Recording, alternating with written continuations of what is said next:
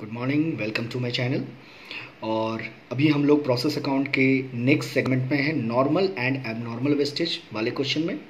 तो इसमें मैंने क्वेश्चन नंबर 15 को चुना है। A manufacturing company product process through two distinct process then to finish stock. It is known from past experience that wastage occurring in the process is as under.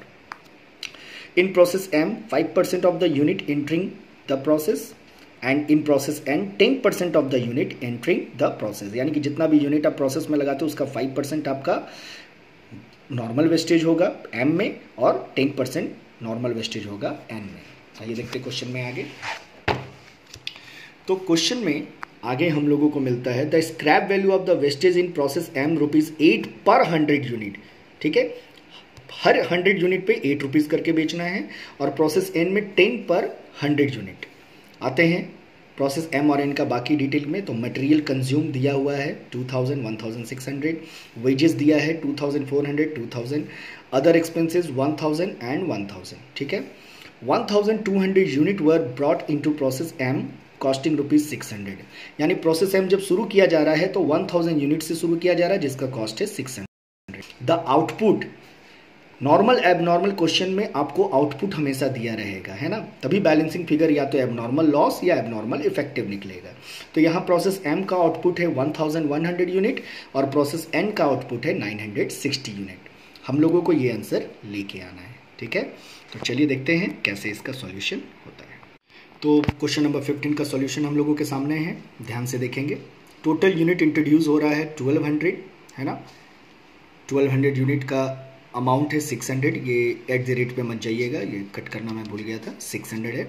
Material 2000, wages 2400, other expenses 1000। Normal wastage के बारे में बोला है question में, एकदम clear बोला हुआ है कि 5% है यूनिट एम में, प्रोसेस एम में नॉर्मल वेस्टेज, जिसको 8 रुपीज़ पर 100 यूनिट में बेचा जा रहा है। तो इसका अमाउंट आएगा 5 रुपीज़, है ना। 5 रुपीज़ इसलिए क्योंकि 4.8 हो रहा है, हम इसको कन्वर्ट कर दिए 5 रुपीज़ में। और प्रोसेस एन का जो फाइनल प्रोसेस प्रोडक्ट है वो 1100 इसका आउटपुट निकल रहा है। तो सबसे पहले यूनिट में कंपेयर करेंगे। 1200 यूनिट इंट्रोड्यूस किया गया जिसमें 60 यूनिट आपका नॉर्मल वेस्टेज हो गया और आपका बन के तैयार हो रहा है 1100।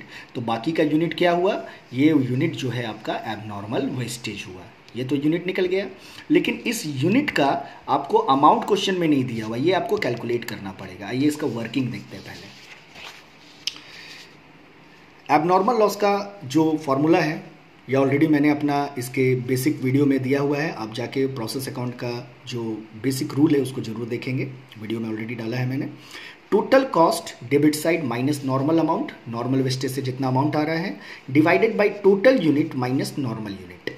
तो total cost minus normal amount किए तो 5995 divided by total unit minus normal unit 1140। तो कॉस्ट पर यूनिट कितना आया 5.26। 5.26 में अब नॉर्मल यूनिट से मल्टीप्लाई किया, आ गया 210। इसी 210 को मैंने यहाँ लिखा है। अब आपको समझ में आ गया होगा कि ये 210 कहाँ से आया है। अब फाइनली हम लोग क्या करेंगे, टोटल यूनिट में ये वाला तो कंपेयर कर चुके हैं। टोटल अमाउंट मेरा हो रहा है 6000।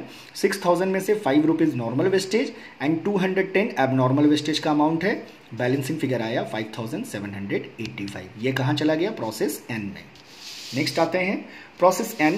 प्रोसेस एन में प्रोसेस एम से आ रहा है 1100 यूनिट, 5785 रुपीज़ उसका कॉस्ट है। Material, wages, other expenses. ठीक है, नॉर्मल वेस्टेज के बारे में बोला, टोटल यूनिट जो इंट्रोड्यूस हो रहा है उसका 10% नॉर्मल वेस्टेज है, जिसको 10 रुपया पर यूनिट करके बेचा जा रहा है, यानी कि 11 रुपीज़। और फाइनल प्रोडक्ट जो आपका बन रहा है फिनिश स्टॉक में वो 960 है।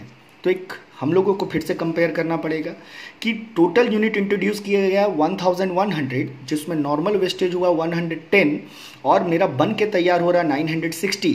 तो बाकी का यूनिट कहाँ गया, ये है मेरा एबनॉर्मल लॉस। तो इसका भी अमाउंट निकालना पड़ेगा। 314 आया कैसे, देखिए इसका वर्किंग। प्रोसेस एन के लिए total cost minus normal amount divided by total unit minus normal unit, divide किए 10.48 मेरा आया कॉस्ट पर यूनिट। तो 30 यूनिट जो मेरा बैलेंसिंग फिगर निकला था एबनॉर्मल लॉस, उसको मल्टीप्लाई करेंगे 10.48 से, तो मेरा आ जाएगा 314 रुपया 314। अब फिनिश स्टॉक में ट्रांसफ़र करना है, तो यूनिट ऑलरेडी हम लोग को पता है 960, बस इसका अमाउंट निकालना है। तो 10,385 से नॉर्मल वेस्टेज का अमाउंट को माइनस करेंगे, अब नॉर्मल लॉस के अमाउंट को माइनस करेंगे, मेरा बैलेंसिंग फिगर आएगा 10,060। Thank you.